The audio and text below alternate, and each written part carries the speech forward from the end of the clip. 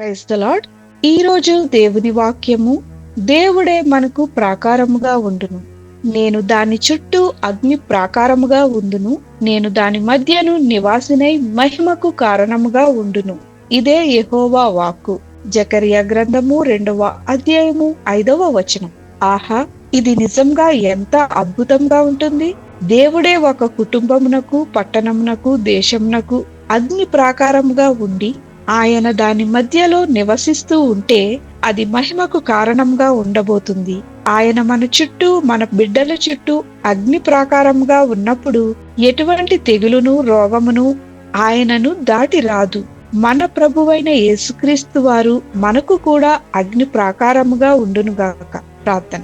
ప్రభువైన యేసు, మీరే మాకు కలిగిన సమస్తమునకు అగ్ని ప్రాకారముగా ఉండుమని యేసు నామమున అడుగుచున్నాము తండ్రి. ఆమేన్.